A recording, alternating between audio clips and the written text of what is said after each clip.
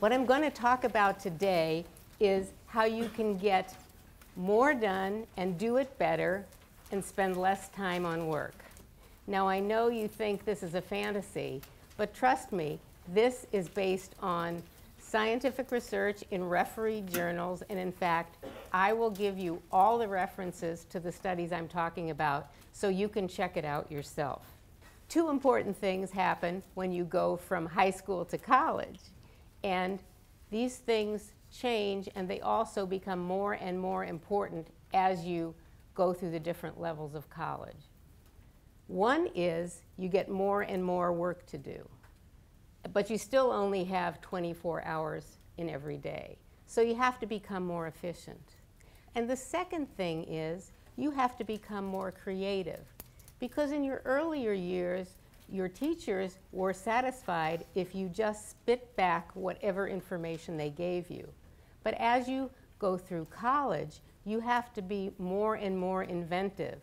You have to solve problems that the answers are not given to you. You have to integrate information from various sources.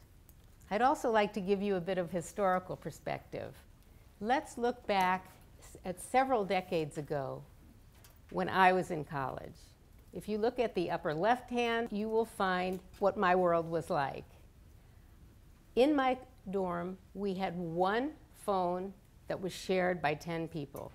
We didn't have TV in the dorm. Okay, now let's look at what you have. You have all sorts of gadgets in your dorm or in your apartment that bring you a lot of information. In fact, you have limitless information at your fingertips. And you have endless entertainment coming at you. And you also have constant connections to your friends and family. Now, your first reaction might be to feel sorry for me, because after all, it could be pretty boring back then, and it also could be very lonely.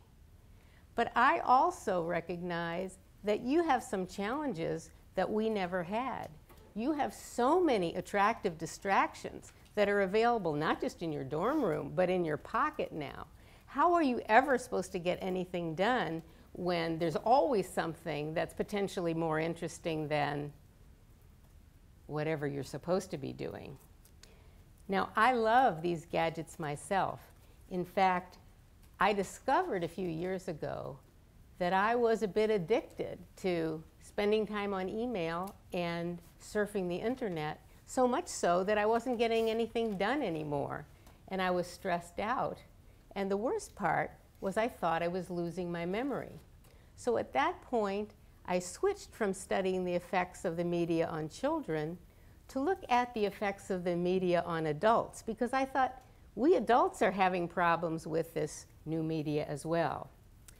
Now, there were two things that I noticed that was happening to me, and that was I was always multitasking because my gadgets made it so simple. And secondly, I was overloaded with information because no matter what I looked up, there was always more and more information.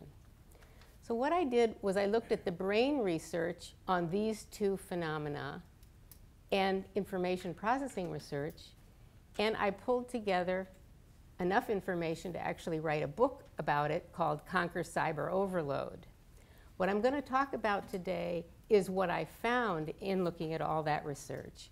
And the bottom line is your brain was not designed to work effectively in this kind of an environment. But I'm not recommending that we go back to not having all these gadgets. What I am recommending is that we need techniques to manage them so we can still get stuff done and keep our sanity.